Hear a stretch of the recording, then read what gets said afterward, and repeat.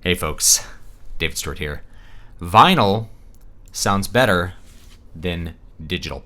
These big things, they sound better than your CDs, than your FLACs even, certainly better than your MP3s, and I'd like to explain why. All this despite the fact that this thing is way bigger, obviously, than a CD, right? Here's a little CD, you can put that somewhere. Harder to store, they wear out, they sound better on the outside of the record than the inside of the record. There's all kinds of drawbacks, so why am I talking about why you should listen to these over digital, or why you should listen to these in addition to digital? Is what I like to think of. Well, there's a couple of reasons why vinyls sound better. Before I get to the technical reasons why vinyls sound so good, I'd like to give you some of the reasons that vinyls sound better that don't actually have to do with the medium or the way that the music is reproduced. The technical reasons.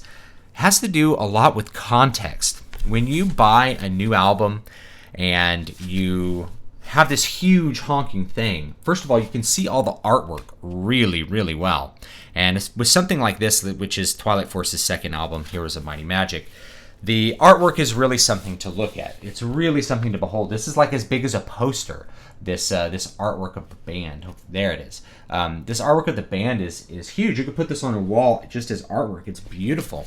And when you get this out and you look at it and you get to really enjoy the visual aspect of it, that cues you in, puts you in a mindset where you're going to have a positive feeling towards the music. So the bigger artwork actually makes a big difference.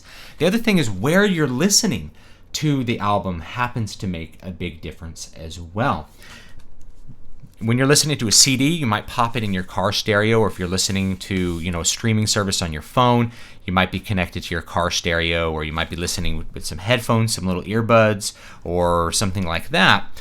Well, when you're listening to a vinyl, you're sitting down in your living room, most likely. You're putting the vinyl on a turntable, which is connected to a stereo, usually of pretty high quality. You have to buy at least some decent things, usually, in order to listen to records. So that's going to improve your listening experience. Rather than having little earbuds in your ears, you're going to be listening to it with real speakers. But I think vinyls can sound better even on a subpar vinyl system, simply because you are in a place where you are focused on the music. You sit down in your living room and you listen to the music, or you turn on the music and you crank it up and you do something else that is fairly passive, that's fairly relaxed. Rather than driving in your car and having the sound of the engine overwhelming the music and having to crank it up over the sound of the engine, just by the fact that you're in the car, you're going to lose all the subtlety on the quieter end of music. So you can only really hear the loud parts over the engine. Even when you crank it up very, very loud, you're still going to be losing some of the quality there because you're not going to be able to hear clearly the quiet parts of the music. Whereas when you're in the quiet living room, you can hear all those quiet parts. You're also not focused on driving, or you don't have your headphones in. You're not like lifting weights while you listen to the songs. You're much more focused on what the music sounds like and what it's doing. So just because of context, these can end up producing a superior experience, completely independent of how they technically reproduce the sound in a way that ends up being more pleasurable. The big art, the fact that you're probably listening to it at home or in a living room, or just in a place where you're not actively doing things that are noisy and disruptive to your mental state when you're listening to the music, is going to produce a superior experience. Now, beyond that, there's some technical reasons why vinyl sounds better. It's almost impossible for me to actually show this on a YouTube video because I could record vinyl playing back on my stereo using a good microphone, but right away you're going to be listening to that through a digital medium. You're on YouTube or you're on your computer, on your phone, listening to this particular video. You're gonna lose what makes that sound special. So you have to actually do this for yourself. And of course, you should try this out for yourself if you have access to a good vinyl system, or ask your parents or grandparents if you can listen to some records on their systems. Even if it's music you don't like, you'll find that it's very interesting how good the sound reproduction is on these big black discs. So the technical reasons that they sound better can be somewhat difficult to explain. The first and most important thing that I think trumps all the others is the way the sound is pulled off of this. Unlike a CD, where the sound is pulled off digitally. This is basically a bunch of ones and zeros that represent volume and waveform frequencies that get pulled off the CD and converted to an electrical signal, an analog electrical signal that drives a speaker. This is an actual physical physical representation of the music itself. You can do this experiment with a record you actually don't care about. You can get a needle, like a sewing needle, and you can very tightly put it in a cone of paper, and you can turn on your turntable and just put that needle on into the grooves of the record, and you'll hear the sound of the record come out of that cone. This is the way the original phonograph reproduced sounds, is it had a needle that was vibrated by the textures and grooves in the record itself to basically cause an acoustic response, just like how a string vibrates on a guitar. By you energize it by plucking it, or you produce a sound on a violin by dragging a bow across it. The friction produces the energy that makes the string sound. It's exactly like that. So it's like a violin playing. The needle being dragged across the medium produces an acoustic sound that is the sound of the record. Now, modern systems are going to convert that into an electrical impulse, but it's going to be analog all the way if you have the right system. So it goes into an analog electrical impulse and then gets amplified through hopefully an analog system of some kind, and then gets reproduced through analog speakers. And even if you're using like a silicon diode amplifier, that doesn't mean it ever gets digitized. That's solid state versus vacuum tubes, but it's never going through a computer and being turned into ones and zeros and then being turned back into sound. It's an analog path all the way. So that acoustic reproduction actually has an effect on the sound.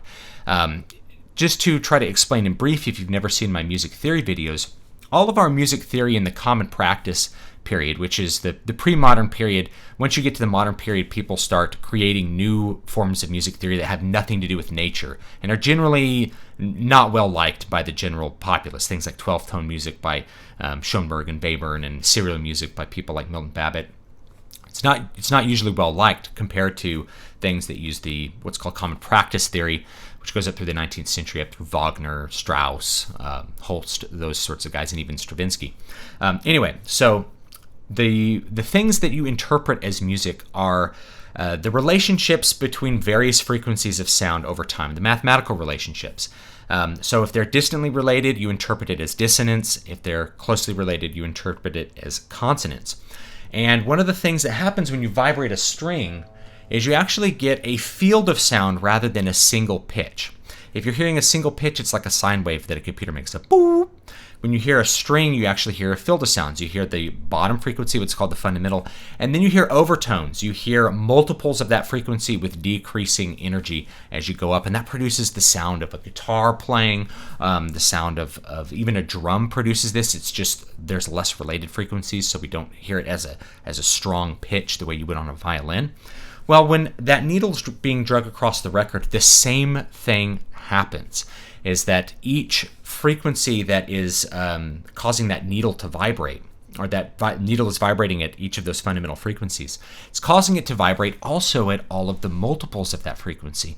So what you get is a denser field of overtones. Now, the denser field of overtones actually improves the quality of the music. It's not what the music sounded like. Even if you take an album like this Twilight Force album, which I assume was recorded on digital equipment, recorded in Pro Tools or Logic, one of these what's called a digital audio workstation, or a DAW. Even though it's recorded in this, by virtue of pressing it on the vinyl, you're turning it into an analog acoustic medium which will produce all of those overtones. All of the instruments end up sounding more like you're hearing them live and in person due to the acoustic nature of the needle being dragged across the record. This, by far, is the most profound technical reason why vinyls end up sounding better. When you hear someone say that they sound warmer, they're trying to quantify what they're hearing, which is this field of overtones that are completely absent from a digital recording. And overtones are not well produced by speakers by themselves, but they can be produced through the acoustic action of that needle being dragged across the record.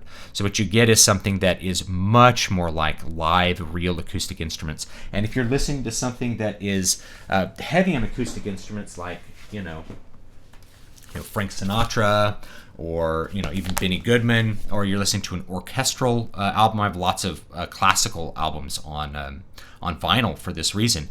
It sounds so much more like you're hearing a real orchestra. It's really quite a profoundly different experience if you compare the two, if you compare a digital version of the same file.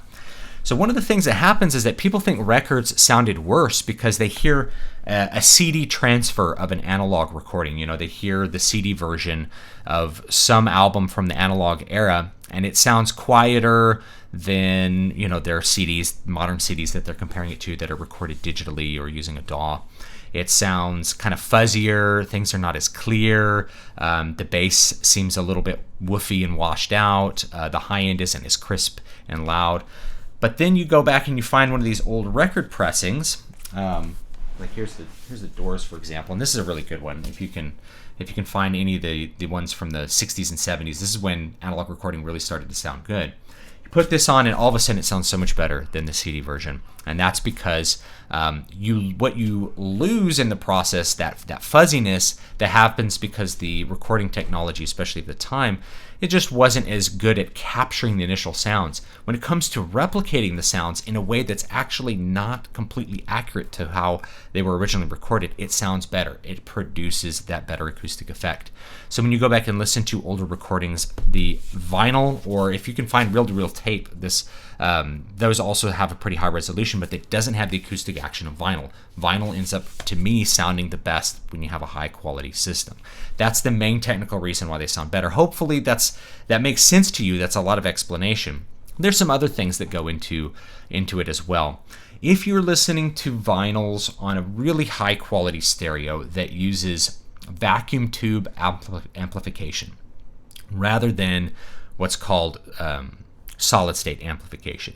Not to get too deep into this, but there's an amp behind me, a Mesa Boogie. That's an all vacuum tube amp. It actually has silicone diodes in it for the power stage. But for the preamp stage, it's the vacuum tubes that give it its characteristic sound. Most quality guitar amplifiers are all tube. They use the older version of the technology. And this has to do with the way that tubes deal with frequencies. So there's two things that go into tubes actually sounding better than the solid state silicone diodes.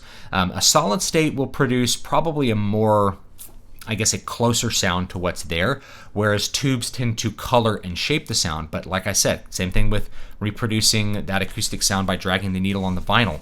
You're going to get what ends up being a better effect from the tubes, even though it's not as accurate a sound. It ends up being a more pleasant sound. The first reason is that distortion happens differently with tubes than it does with a standard solid state diode. What ends up happening when you're going through either a digital sounds the worst, but you can get this with solid state as well. When the input amplitude, when the volume of sound, if you will, coming into an amplification stage exceeds a certain threshold, you get distortion. On a tube, basically what you get is a rounding off of the tops of the sound waves. So it crunches the sound without making it sound overblown. Whereas with a solid state, you get this extreme fuzziness, and with digital, you get a crackling, horrible sound. Digital distortion tends to sound really, really bad. We're not talking about like a digital guitar amp that's replicating the sound of tubes. That's a different thing. I'm talking about actual distortion from having too much volume going to it. So as you turn up the volume on your record player, as you add more power to your vacuum tubes, you get a warmer sound rather than getting distortion. And now this is one of the reasons that vacuum tube guitar amps sound better. This is not something that has a big effect on vinyls, though, unless you're really listening to it louder than normal. Normally you want a really clean sound, but the vacuum tubes have another effect, and this was actually explained to me by a computer engineer and electrical engineer named Mark, who was a student of mine years ago, is that vacuum tubes amplify even frequencies more than odd frequencies. So all the even frequencies get amplified, and all the odd frequencies just have less, or they don't get amplified as much. Now, why would that matter? Well, there's lots of different frequencies, but it goes back to this idea of consonance and dissonance, is that even frequencies obviously have a denominator of 2 in common. Two even frequencies are, of course, going to be more closely related than an even and an odd frequency. So if you are amplifying all the even frequencies, you're producing by itself a more consonant and therefore warm sound.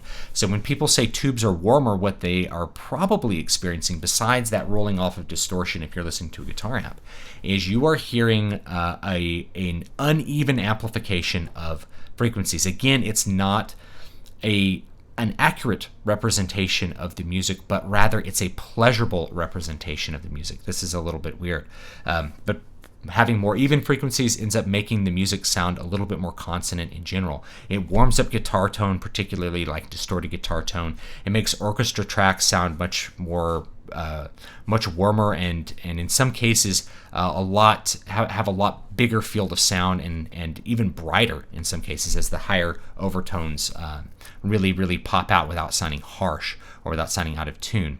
It really rounds out the sound and makes it sound better. But though I don't think you have to have full tube amplification to listen to vinyl. I listen to vinyls on a solid state system for the most part, and my solid state system is actually subpar. It's actually worse than my old one. It's a kind of a hackneyed quadraphonic thing. I have like a built-in 5.1 that came with this house, and we just hooked it up to a stereo, and boy, it sounds really good. Actually, it sounds pretty amazing considering the fact that I'm not using my good speakers on that. And it definitely sounds better when I hear that versus, say, a streaming digital file or a CD or something like that. The vinyl always ends up sounding better by comparison. And I've compared a lot of more recent albums. So any album I have that I'm reviewing that has a vinyl to it, generally I like the vinyl more than the CD, and this is why. Even on a subpar system, I can put it on in my living room, and it sounds brilliant. It sounds great. So I don't think you have to have a $5,000 Macintosh power amp in order to get the most out of your vinyls. You just have to have a good turntable, good needle, a decent receiver, and you're good to go. You're going to be able to enjoy vinyls. The other thing about vinyls is, just in general, they're lindy. They've been around a long time, which means it's easy to find old stuff from time to time. You know, you can find old Sinatra records. They made a lot of them. Obviously, Thriller, you know, they only made about 10 million of these. These are actually pretty easy to find wherever you happen to be going, and they usually sound pretty good. So they're easy to find. It's easy to find turntables. It's a very long-established kind of technology, which means it's probably going to be around for a long time. It's interesting to see the resurgence of vinyl, and I think these are some of the reasons, is as people get more acclimated to sound and start getting deeper into wanting to have high quality sound, especially as we go into an age where the standard listening experience is one that I consider very poor. You're listening to streaming music on earbuds, it's going to sound like crap compared to even a good set of headphones. To say nothing about putting a pristine vinyl onto a good turntable with a good amplifier and a good set of speakers. You can find great speakers at pawn shops. You can find them at thrift stores, because people were like, well, this is old technology, and they just don't think about how good it could sound if they just hooked it all up and listened to a good vinyl. So I do encourage you to think about that if you're a serious music collector, and if you're not, that's okay too. But that's my explanation why vinyls sound better than their digital counterpart. All of this despite the fact that they will tell you that this has, quote, lower resolution than digital. It actually doesn't make sense, because this is more like water, comparing water to sand. Sand is digital, water's analog. But despite the fact that it has, quote, lower resolution, meaning there's less information on the sound, when it becomes replicated, the sound information becomes increased due to the acoustic nature of the medium itself. So thanks so much for watching, and I'll see you guys next time.